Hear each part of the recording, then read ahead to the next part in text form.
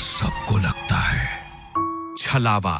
रामपुर गांव के रहने वाले सुदीप की बारात दुल्हन लेकर वापस लौट रही थी। सुदीप अपनी पत्नी के साथ कार में था और बाकी के लोग बस में। सुदीप की कार बस के साथ साथ ठीक उसके पीछे चल रही थी। रात बहुत हो चुकी थी और सुदीप की पत्नी रीमा को जोरों से नींद आ रही थी। ड्राइवर कार चला रहा था। तभी रीमा ने सुदीप से पानी पीने के लिए कहा। मुझे बहुत जोर से प्यास लगी है, पानी चाहिए। अरे रीमा, पानी तो खत्म हो गया है, अब क्या करें? गांव पहुंचने में तो अभी काफी देर लगने वाली है। लेकिन इतनी देर प्यासी कैसे रहूंगी? आप लोग परेशान मत होइए, यहाँ आगे एक जगह पानी मिल जाएगा। कुछ दूर जाकर ड्राइवर ने कार को रोक दिया। सड़क के किनारे एक हैंडपंप बना हुआ था। सुदीप कार से पानी लेने के लिए उतरने लगा। रीमा ने उसे कहा कि वो भी कार में बैठे बैठे थक गई थी और 2 मिनट के लिए उतरना चाहती थी। आप दोनों की अभी अभी शादी हुई है, हाथों में मेहंदी लगी हुई है, ऐसे में आधी रात को सुनसान जगह रुकना सही नहीं है। पानी मैं लेकर आता हूँ। लेकिन मुझे बाहर जाना था। शायद ड्राइवर भैया सही कह रहे हैं रीमा, हमें बाहर नहीं जाना चाहिए। ड्राइवर बाहर उतर गया और रीमा कार की खिड़की से बाहर देखने लगी। कुछ देर में ड्राइवर पानी लेने गया और पानी लेकर वापस आ गया।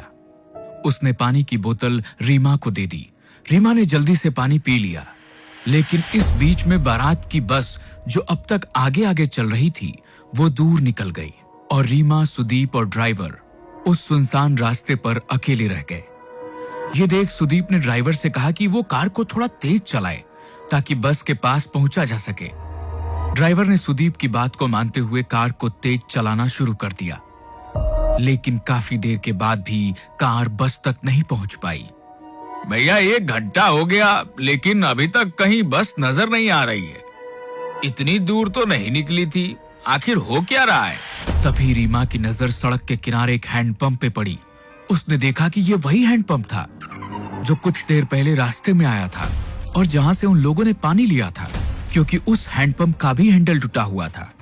ड्राइवर भैया, अब गलती से कार वहीं लेकर आ गए हैं। हाँ, मुझे भी ऐसा ही लग रहा है, लेकिन ये सब हो क्या रहा है? वो देखिए, हैंडपंप के पास कोई है, उससे पूछ लेते हैं। सुदीप, रीमा और ड्राइवर ने देखा कि एक बूढ़ा आदमी हैंडपंप से पानी भर रहा था। आप हमें यहाँ से रामपुर जाने का रास्ता बता सकते हैं? रामपुर तो 2 किलोमीटर पीछे छूट गया, तुम लोग वापस जाओ। नहीं, ऐसा नहीं हो सकता, हम वहीं से आ रहे हैं, वहाँ रामपुर गांव नहीं है। भाग जाओ यहाँ से, ये रास्ता बहुत खतरनाक है। यहाँ एक छलावा घूमता है, अगर तुम उसके चक्कर में फंस गए तो कभी यहाँ से बाहर नहीं जा पाओगे। ये सुनते ही ड्राइवर, सुदीप और रीमा बुरी तरह से डर गए। सुदीप वहां से कार लेकर निकला, लेकिन काफी देर हो गई और वो लोग उसी रास्ते पर घूमते रहे। अब उनको समझ आ गया था कि वो छलावे में फंस चुके थे। तभी रीमा ने धीरे से सुदीप के कान में कहा, किसी भी बहाने से हमें इस ड्राइवर को कार से उतारना होगा और कार तुम्हें चलानी होगी। लेकिन ऐसा क्यों? क्योंकि ये ड्राइवर ही कार से बाहर उतरा था और उसी वक्त छलावे ने इसे पकड़ लिया होगा। अगर हमने इसे यहीं छोड़ दिया तो हम बच सकते हैं। सुदीप रीमा की बात मान लेता है और ड्राइवर को कार रोकने के लिए कहता है। उसके बाद सुदीप खुद भी कार से उतर जाता है और ड्राइवर को बाहर आने के लिए कहता है। ड्राइवर बाहर निकलता है और सुदीप उसे धक्का देकर खुद गाड़ी में बैठ जाता है। सुदीप और रीमा वहां से भाग निकलते हैं। कुछ दूर जाने पर उन्हें अपनी बारात वाली बस नजर आती है। तुम ठीक कहती थी रीमा, ये देखो हमारी बस नजर आ रही है। अच्छा हुआ उस ड्राइवर को वहीं फेंक दिया। बिल्कुल ठीक कहते हो तुम। अब हमें ये कार छोड़कर सब लोगों के साथ बस में बैठ जाना चाहिए। सुदीप कार को बस के आगे रोक देता है और वे दोनों अपने घर वालों के साथ बस में बैठ जाते हैं। बस आगे बढ़ने लगती है। थोड़ी देर बाद सुदीप की नजर बाहर हैंडपंप पर पड़ती है। ये वही हैंडपंप था जिसके पास से वो पहले 2 बार गुजर चुके थे। अब सुदीप को समझ नहीं आ रहा था कि ड्राइवर तो वहीं रह गया, फिर आखिर ये छलावा उसे अब भी क्यों हो रहा था? सुदीप ने ये बात अपने रिश्तेदारों को बताई। हम सब लोग एक छलावे में फंस चुके हैं, इससे बाहर कैसे आना है कोई नहीं जानता। लेकिन बेटा, ये छलावा होता क्या है? पापा, जब कोई इंसान एक्सीडेंट में मर जाता है तो उसकी आत्मा ऐसे सुनसान रास्तों पर भटकती रहती है और लोगों के सामने ऐसा भ्रम पैदा करती है कि वे आगे बढ़ रहे हैं, लेकिन वो उसी जगह पर घूमते रहते हैं। हम कभी अपने गांव रामपुर नहीं पहुंच पाएंगे। सुदीप की बात सुनकर सब लोग बुरी तरह से डर जाते हैं। तभी रीमा उठकर खड़ी हो जाती है। उसे बस की खिड़की से अब वो ड्राइवर नजर आ रहा था। रीमा ने इस बारे में सब लोगों को बता दिया। सब लोगों को लगा कि वो जितना ड्राइवर से बचने की कोशिश करेंगे उतना ही फंसते चले जाएंगे। इसलिए उन्होंने बस को रोका और ड्राइवर को बस के अंदर बुला लिया। इस छलावे से हम कभी बाहर नहीं निकल पाएंगे अगर हमने उसे अपने से दूर नहीं किया। तुम ही वो छलावा हो, इसलिए अब तुम्हें मरना होगा। अपनी जान बचाने के लिए खत्म कर देंगे। ऐसा कहते ही सुदीप और उसके पापा मिलकर ड्राइवर को मार देते हैं। कुछ ही देर बाद वो अपने गांव रामपुर पहुंच जाते हैं। वहां पर रीमा का स्वागत किया जाता है, लेकिन रीमा जैसे ही सिंदूर वाले पैर लेकर आगे बढ़ती है, उसके पैरों के निशान नहीं बनते।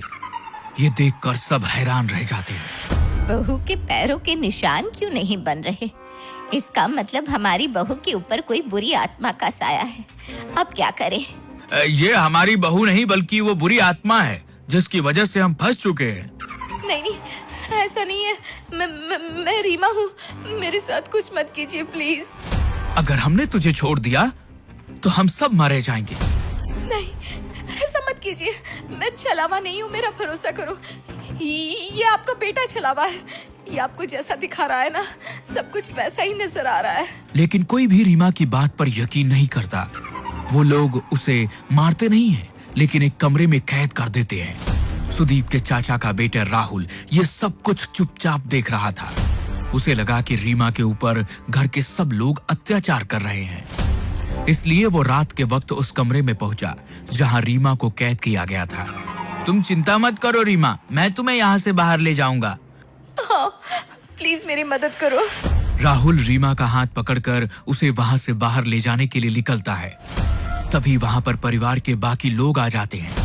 वो राहुल को वहां देखकर नाराज हो जाते हैं। ये तुम क्या कर रहे हो? मेरी पत्नी को कहां लेकर जा रहे हो? मेरी पत्नी का हाथ कैसे पकड़ा तुमने? आप लोग रीमा के साथ गलत कर रहे हैं। मैं उसे यहाँ से बाहर निकाल रहा था। तुम ऐसा नहीं कर सकते। आप मुझे नहीं रोक सकते। मैं रीमा को लेकर जाऊंगा।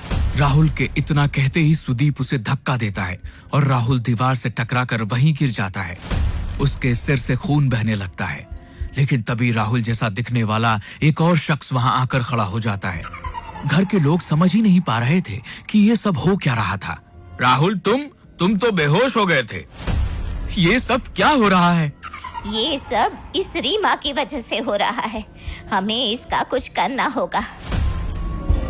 ठीक कहती हैं आप माँ। सुदीप आगे बढ़कर रीमा के बाल पकड़ लेता है और उसे खींचकर दीवार में धक्का देने की कोशिश करता है। रीमा झटके से दीवार से टकरा जाती है और तभी एक जोरदार चीख सबके कानों में सुनाई देती है। लेकिन यह चीख रीमा की नहीं बल्कि सुदीप की थी। रीमा ने पास में पड़े हुए एक डंडे से सुदीप के सर पर वार किया, जिसके वजह से उसके अंदर मौजूद छलावे का साया उसका शरीर छोड़कर बाहर निकल गया। सुदीप कुछ देर के लिए बेहोश होकर गिर पड़ा, लेकिन बाद में सब कुछ ठीक होने लगा। असल में छलावा और किसी के अंदर नहीं बल्कि खुद सुदीप के अंदर था। ये जैसा जैसा हमें दिखा रहा था वैसा ही नजर आ रहा था। लेकिन अब वो साया यहाँ से जा चुका है और अब कभी यहाँ वापस नहीं आएगा। लेकिन तुम्हें कैसे पता चला? मुझे इस पर शक हुआ क्योंकि मैंने ही कहा था शायद ड्राइवर छलावा है और इसने उसे मार दिया। उसके बाद इसने मेरे पैरों के निशान गायब करके सबका शक मेरे ऊपर डाला।